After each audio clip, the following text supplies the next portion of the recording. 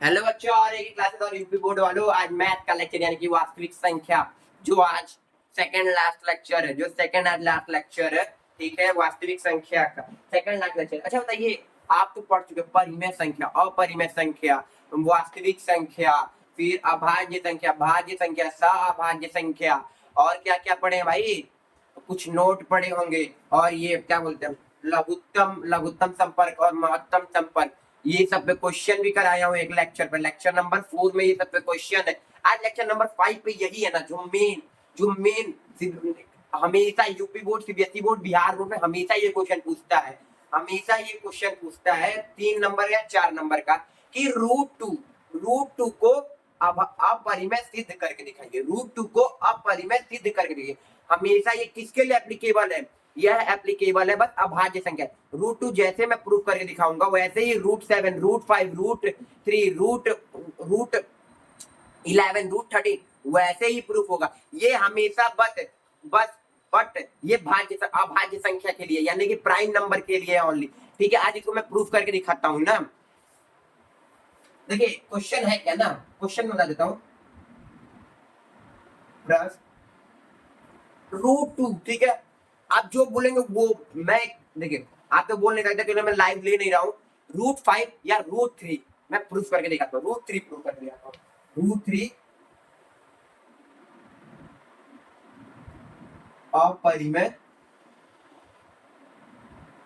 अपरिमेय संख्या सिद्ध कीजिए, सिद्ध कीजिए।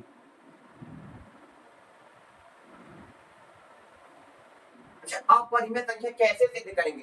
देखिए क्या बोला है, क्या सिद्ध करेंगे, बोला रूट 2 जो है अपरिमेय सिद्ध करिए, ठीक है, रूट 2 जो है अपरिमेय सिद्ध करिए, बट इसका विरोधी मानेंगे, यानी कि इसका उल्टा मानेंगे। जो रूट 2 अपरिमेय बोला, तो रूट 2 को हम क्या मानेंगे? माना है कि रूट 2 क्या है भैया? परिमेय संख्या। जब भी प्रूफ करने वाली बात है तो हमेशा विरोध मानते हैं, यानी कि उल्टा मानते हैं, ठीक है। तो देखिए रूट 3 है ना, तो रूट 3 माना रूट 3 परिमेय संख्या है। अब देखिए परिमेय संख्या मान रहे, परिमेय संख्या होता है क्या? परिमेय संख्या क्या होता है? P बाई क्यू के बराबर होता है। P और Q क्या होता है? Integer. Q not is equal to 0, Q not is equal to 0, ठीक है। तो जो रूट 3 है, जो रूट 3 है वो किसके बराबर हो गया भैया? P बाई क्यू के। अब P और Q क्या है यहाँ पर? सअभाज्य पूर्णांक है। क्या है भैया? यहाँ पर लिख रहा हूँ भैया, P व Q क्या भैया? सअभाज्य सअभाज्य सअभाज्य पूर्णांक। क्या भैया? सअभाज्य पूर्णांक, और Q not is equal to 0। यही माना है ना, यही माने है ना। अब देखिए यहाँ पर क्या कर देंगे? स्क्वायरिंग द बोथ साइड, यानी कि वर्ग वर्ग कर देंगे दोनों साइड। क्या कर देंगे? दोनों साइड वर्ग कर देंगे, दोनों साइड, दोनों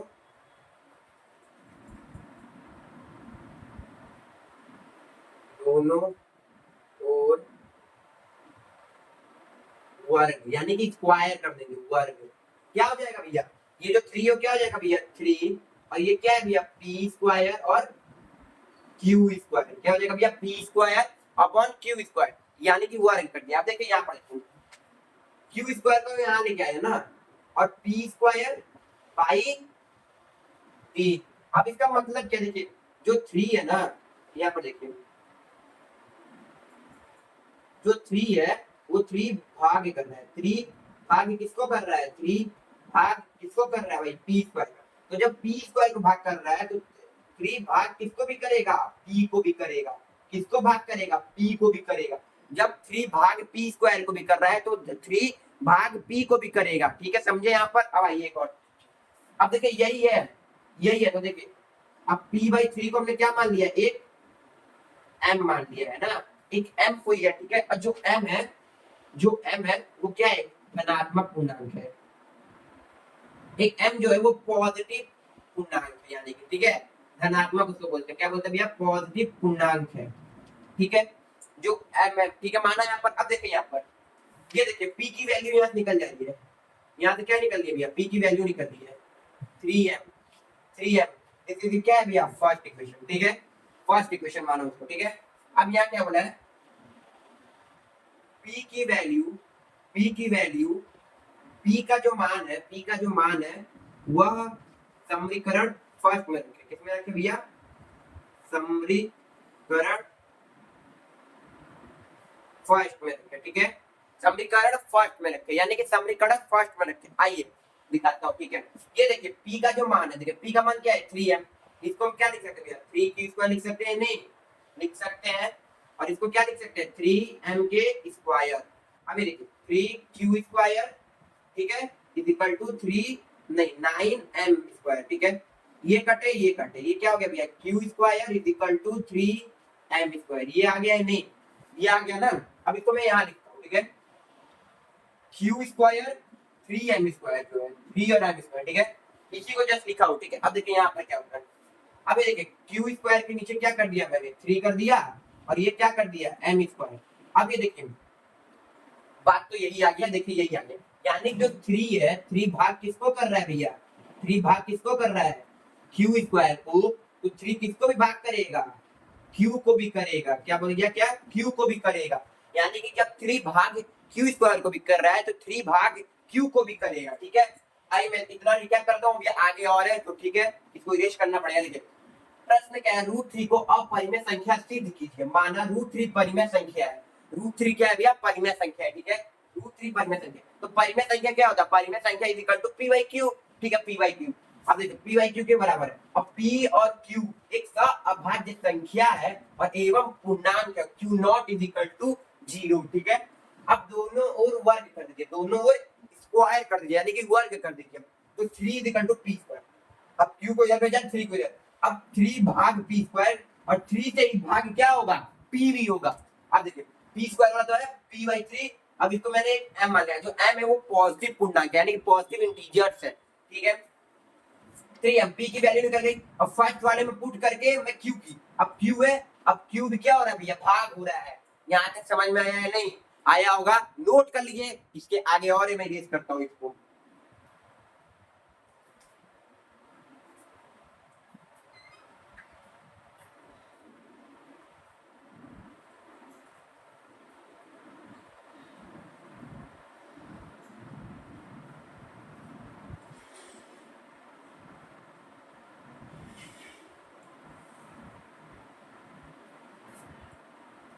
नोट हो गया होगा, इरेज करते हैं।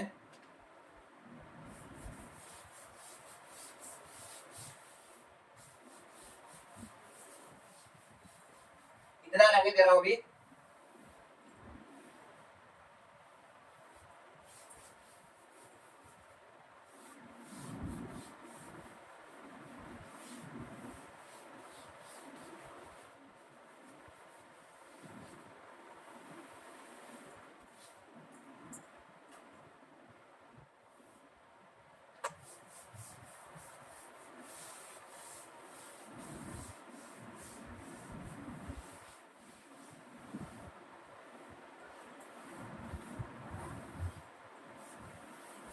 ठीक है, अब देखिए ये माने थे ना, यही माने थे, अच्छा ये माने थे, याद करिए, तो उसमें क्या मान लिए, तो देखिए जो q/m3 लिखेंगे ना, जो ये q/3 है, अब q को तो दिया है, q/3 को हमने क्या मान लिया, n, और n क्या है, पॉजिटिव पूर्णांक, क्या है भैया, पॉजिटिव पूर्णांक है, क्या है भैया, पॉजिटिव पूर्णांक, यानी कि पॉजिटिव इंटीजर, n भी यहाँ पर क्या है भैया, पॉजिटिव इंटीजर, ठीक है।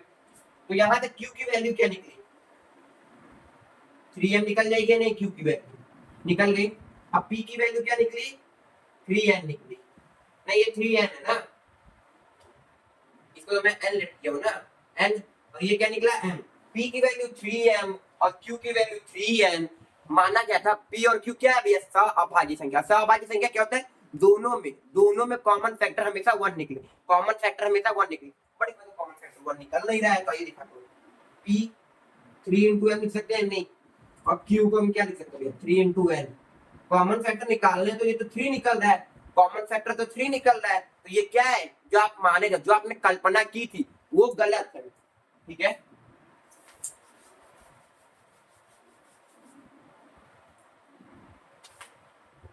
पी व क्यू आर, पी और क्यू नहीं स अभाज्य संख्या है, नहीं स अभाज्य संख्या है, नहीं स अभाज्य संख्या है। और यह कल्पना